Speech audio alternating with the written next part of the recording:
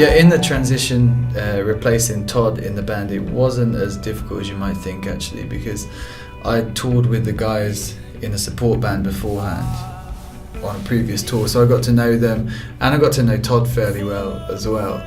And so I already kind of were friends with the guys, and it wasn't so difficult. When it came to playing with them, we started off where I had to fill in some festivals and gigs, and it was just a case of learning all Todd's parts.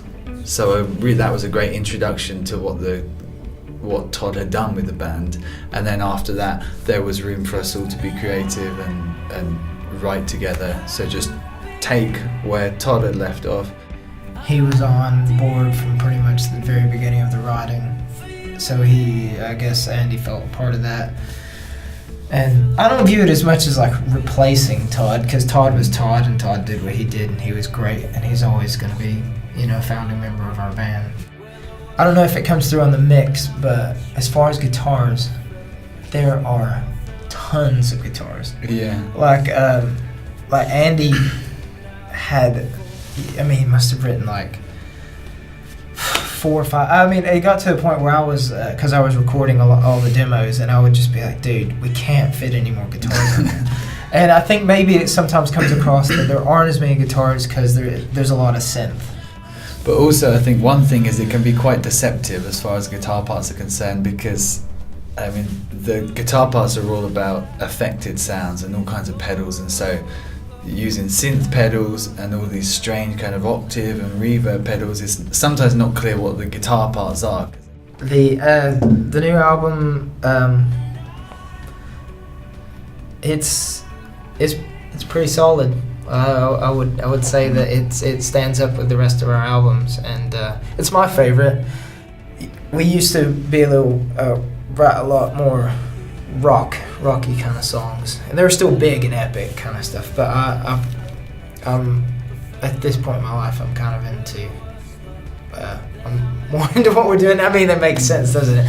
We really had the luxury of spending a lot of time on this, but also we experimented so much, and it just so happens that some of these weird things that we were really excited about, these strange soundscapes and strange combinations of sounds, they actually really worked and were catchy, and they weren't at all too pretentious of us to just try things for the sake of it, like for being musos. It turned out they really served the song well. So we had this luxury of putting all these sounds together, and it just came out as something that we all really loved, and so it represents some experimentation, some successful experimentation.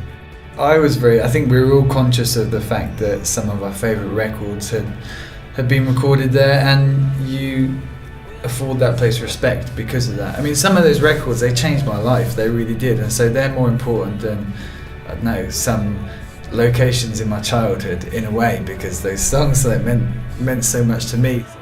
We have a lot more to achieve, and we have a greater mountain to climb, and bands like Elbow and The National, they're good end games for us, or like Wilco, or trying to think of Death Cab for Cutie, like bands that kind of had a while. Black Keys, they had a while. Like it's. And they're huge now. All those bands are huge, so it's a good aim for us.